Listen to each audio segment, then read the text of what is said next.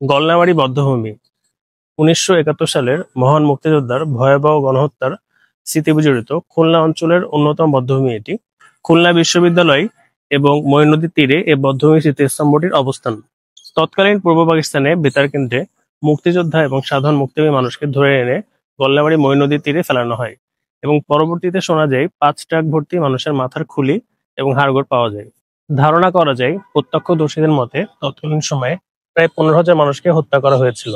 স্বাধীনতার পর রেডিও সেন্টারটি খুলনার নুরনগর এলাকায় স্থানান্তর করা হয়, যা বর্তমানে খুলনা বেতার কেন্দ্র হিসেবে পরিচিত। এই জায়গাটা খুবই শান্ত, চারদিকে সবুজ মাঠ, গাছপালা আর পাশে বিশাল পুকুর। আজকের বিকালটা হয়তো সুন্দর, কিন্তু এই মাটির নিচে লুকিয়ে আছে রক্ত, আর্তনাদ আর স্বাধীনতার ইতিহাস।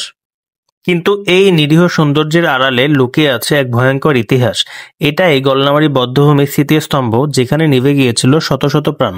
বধ্যভূমির পাশেই লেখা আছে দেশাত্মবোধক গানের কিছু কথা, যা প্রকাশিত হয়েছিল স্বাধীনতার পরপরই। সেই গান যেন এখনো বাতাসে ভেসে বেড়ায়, মনে করিয়ে দেয় শহীদদের ত্যাগ। এই জায়গাটাই একসময় ছিল মৃত্যুর মাঠ, শহীদদের শেষ ঠিকানা। অথচ আজ বিকালটা কত শান্ত, কত সুন্দর। বাচ্চারা মাঠে খেলছে, মানুষজন হেঁটে বেড়াচ্ছে। প্রকৃতির এই শান্ত রূপের ভেতরেই লুকিয়ে আছে ভয়াবহ ইতিহাস। এখানের প্রতিটি ইট, প্রতিটি মাটি এখনো বলে যায় শহীদদের গল্প। এই বিকেলের পুকুরের ঢেউ, মাঝখানের কচুরিপানা এবং সন্ধ্যা নেমে আসা আকাশ, এবং দূরে মাথা উঁচু করে দাঁড়িয়ে আছে সেই স্মৃতিস্তম্ভ, যা আমাদের স্বাধীনতার সাক্ষী। যতদিন বাংলাদেশ থাকবে ততদিন গলনাবাড়ির এই স্মৃতিস্তম্ভ দাঁড়িয়ে থাকবে শহীদদের আত্মত্যাগের সাক্ষী হয়ে। এই স্মৃতিস্তম্ভটি শুধু একটি স্থান নয়, এটি খুলনাবাসীদের জন্য একটি ত্যাগের প্রতীক।